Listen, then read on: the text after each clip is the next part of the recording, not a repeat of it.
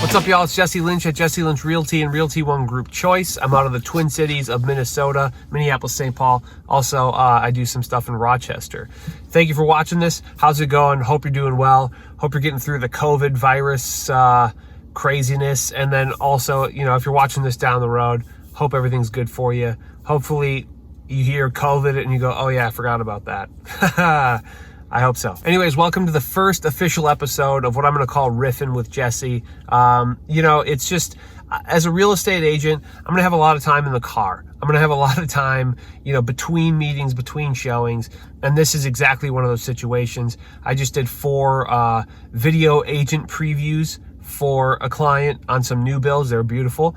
And I have a little bit of time to kill between now and a showing that I'm doing with some new clients, a young couple who are looking to house hack. And that brings me to the topic of the first episode of Riffin with Jesse, which is why your first house should be a small multifamily. And maybe you're thinking, hey, Grant Cardone says 10x everything, right? Well, the reality is I don't really have anything to refute that. I like the notion of shooting big, but a lot of people are just going to stop dead in their tracks before they ever get started if they think they have to buy a 20, 30, or 40 unit building, right? And a good argument against that is that the leverage or the financing provided for a small multifamily building is extremely powerful, arguably more powerful than a big multifamily building like a 20, 30, or 40 unit building. And look, before you say it, I know you're going to say, well, syndicate, raise funds. I know. But you know what? I still think that this is a better investment for somebody just getting started. It's a way to get your feet wet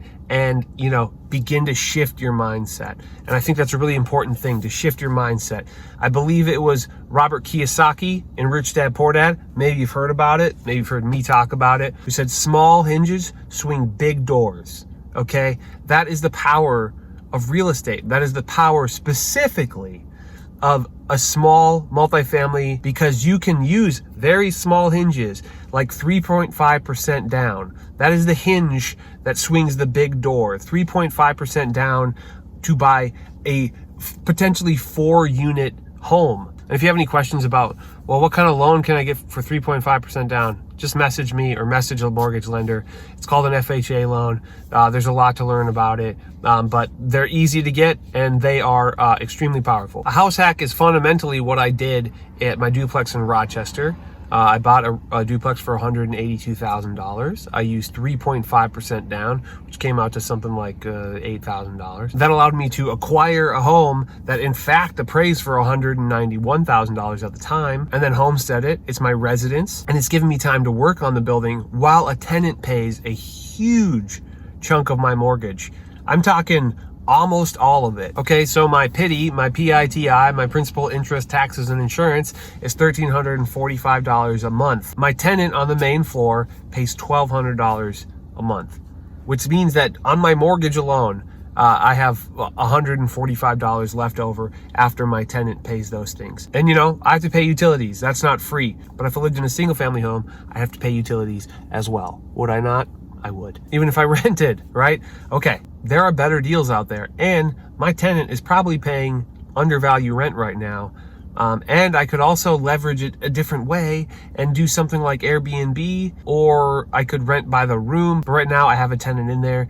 She pays, and you know, that's good enough for me at the moment. And as I've lived upstairs, I've been able to renovate it slowly over time.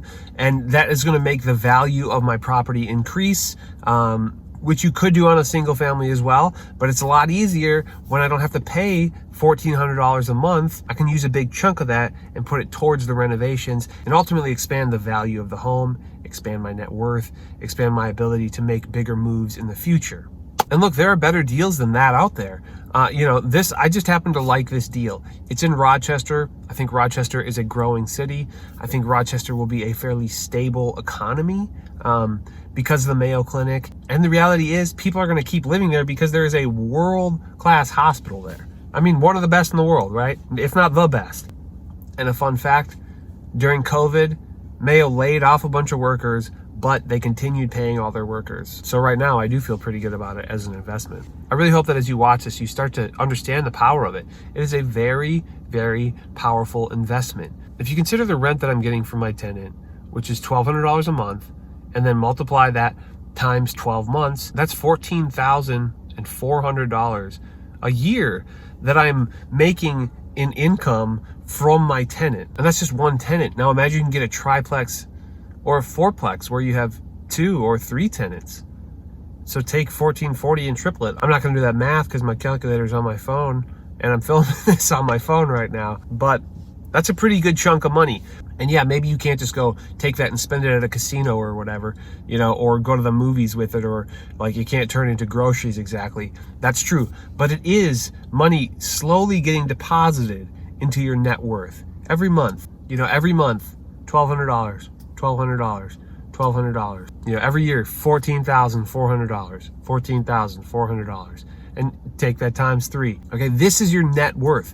This is a raise that you're giving yourself by acquiring a duplex, triplex, or fourplex instead of a single family home. But you can have a renter who is very happy to rent, who's not ready to own, who doesn't want to own for whatever reason, risk, whatever it is. You provide them with a nice place to live, and they take money out of their paycheck, they put it into your net worth. And you can't just pull money out of that necessarily, but eventually you can. Eventually you'll have enough equity in this that you can take a home equity line of credit, or you know, you can refinance and get some cash out, and you can take that money and you can invest in another property, or you can start a business. I hope that made sense. I know I'm maybe weirdly passionate about it, but I really think it's one of the most powerful moves a person can make in the road towards financial independence. And I'd like to think that, you know, millennials want financial independence almost more than they want anything. They want, you know, movement independence. They want to be able to go wherever they want to go. I do. I want to be able to go wherever I want to go, whenever I want to go there.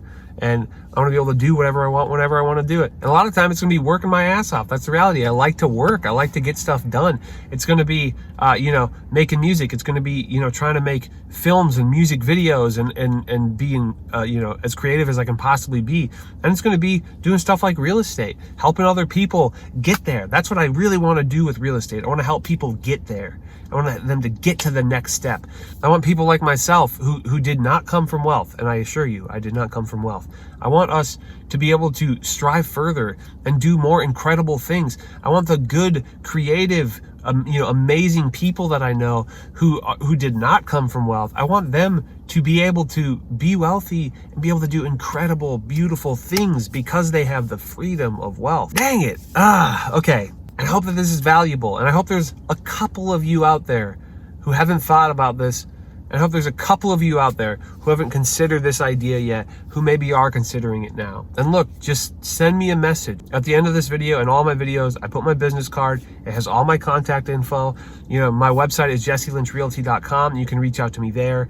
You can reach out to me on social media if you'd like. But really, I just, if you're at all interested in this, even if you just want to talk about it, I will talk to you about it for days because I am very passionate about it. I love the idea of it, and I love the idea of helping you get to that goal. Thank you very much for watching. I love you all. Thank you very much for watching. I love you all. Be safe, be good, stay healthy, and say hi.